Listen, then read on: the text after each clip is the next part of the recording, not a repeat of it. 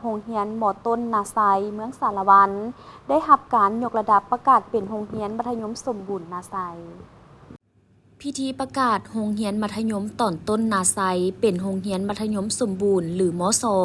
ได้จัดขึ้นที่โรงเรียนดังกล่าว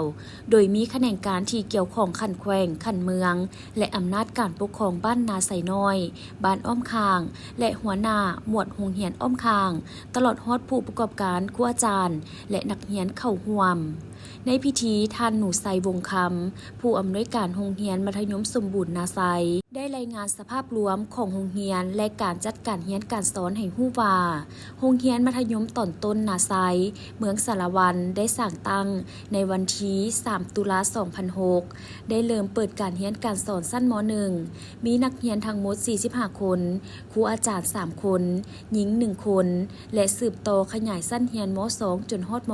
.4 นับแต่ศุกร์เรียน 2010-2022 แม้นได้ดำเนินการเรียนการสอน4สั้นเรียนเป็นปกติและมีจำนวนนักเรียนเข้ามาร่ำเรียนเพิ่มขึ้นในแต่ละปีอย่างต่อเนื่อง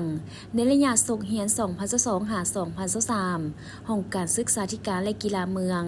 เล็งเห็นท่าเอียงการขยายตัวและการเพิ่มขึ้นของนักเรียนทั้งเป็นเขตจุดสุมจึงมีความเป็นเอกภาพเห็นดีในการขยายสั้นเรียนม.5 จนถึงม.7 มาฮอดปัจจุบันนี้และยาศุกร์เรียน 2024-2025 แม้นได้จัดการเรียนการสอนครบสั้นเรียนคือม.1 หาม.7 มีนักเรียนทั้งหมดเกือบ300คนมีครูอาจารย์ทั้งหมด14คนหญิง6คนในนั้นครูอาสาสมัคร2คนด้านพื้นฐานโครงหลังของโรงเรียนมีอาคารเรียน4หลังมี17ห้องเรียนซึ่งได้นำใช้ห้องเรียน10ห้อง1ห้องอ่าน3ห้องการครูและ1ห้องประชุมโรงเรียนแห่งนี้แม้นยังเป็นจุดสุ่มหนึ่งที่กวมเอานักเรียนภายใน11บ้านใน4หมวดโรงเรียนคือหมวดโรงเรียนประถมนาไซใหญ่สะโปนลื่นสัมพันธ์จันเนือและโรงเรียนประถมดงโกเนือโรงเรียนหมอต้นแบงอุดมจากนั้นก็ได้ผ่านข้อตกลงของทานเจ้าแขวงสารวัน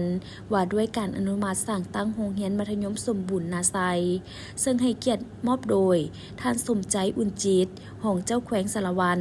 รับโดยท่านหนูไซวงคำผู้อำนวยการโรงเรียนมัธยมสมบูรณ์นาไซ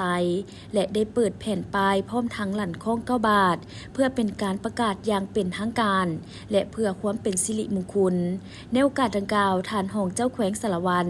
ก็ได้โอ้ล้มและเน้นให้คณะอำนวยการองค์การปกครองบ้านตลอดฮอดทุกภาคส่วนในสังคมเอาใจใส่สุขยู่พักดันการศึกษาหำเฮียนของลูกหลานเยาวชนและให้ความสำคัญต่อกับเวียกงานการศึกษาพร้อมทั้งให้การช่วยเหลือในด้านต่างๆเพื่อสุขยู่ส่งเสริมให้เขาเจ้าได้หำเฮียนจนจบหลักสูตรในสายสามัญศึกษาและปฏิบัติตามหาหลักมูลของการศึกษาสุ่มใส่ปลุกระดมนักเรียนพ่อแม่ผู้ปกครองให้มีความเข้าใจเพื่อให้ลูกหลานได้เข้าหำเฮียนอย่างทั่วถึง